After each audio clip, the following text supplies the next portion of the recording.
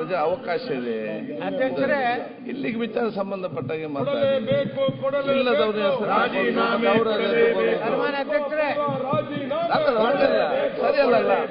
ಕೊಡಲೇಬೇಕು. ಸಿಂಗಾಪುರ ರಾಜೀನಾಮೆ ಕೊಡಲೇಬೇಕು. ಸನ್ಮಾನ್ಯ ಅಶೋಕ್. ಸನ್ಮಾನ್ಯ ಅಧ್ಯಕ್ಷರೇ, ಪ್ರತಿಪಕ್ಷ ನಾಯಕರು ಮಾತಾಡ್ತಾರೆ ಕೇಳುವ. ಅದೇ ಮಾತಾಡಿ. ಸನ್ಮಾನ್ಯ ಅಧ್ಯಕ್ಷರೇ, ನಾವು ನಿನ್ನೆನೂ ಕೂಡ ಸದನದಲ್ಲಿ 6,000 ಕೋಟಿಯ ಒಂದು ದೊಡ್ಡ ಭ್ರಷ್ಟಾಚಾರ ನಡೆದು ಇಡೀ ಕರ್ನಾಟಕ ಬೆಚ್ಚಿ ಬೀಳುವಂತ ಭ್ರಷ್ಟಾಚಾರ ನಡೆದಿದೆ. ಅದಕ್ಕೆ ದಾಖಲೆಯನ್ನು ಕೇಳಿದ್ರು ನಾನು 5 ದಾಖಲೆಗಳನ್ನು ಕೊಟ್ಟಿದ್ದೀನಿ.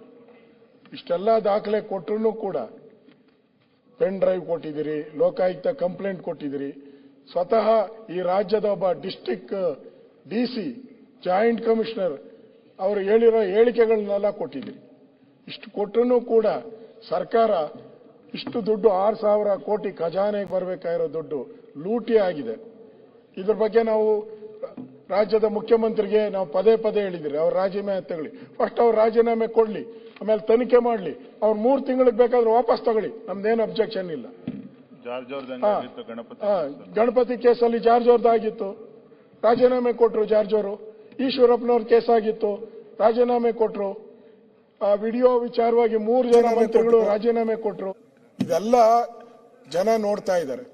ಇದು ಅಬ್ಕಾರಿ ಇಲಾಖೆಯಲ್ಲಿ ನಡೀತಾ ಇರೋದು ಎಲ್ಲರಿಗೂ ಮನೆ ಮಾತಾಗ್ಬಿಟ್ಟಿದೆ. ಸ್ವತಃ ಯಾರು ಅಬ್ಕಾರಿಯನ್ನ ಸೇಲ್ ಮಾಡ್ತಾರೆ ಅವರೆಲ್ಲ ಕಂಪ್ಲೇಂಟ್ ನಮ್ಮ ಹತ್ರ ಎಲ್ಲ 10,000 15,000 ದುಡ್ಡು ತಗೊಂತಾ ಇದ್ದಾರೆ.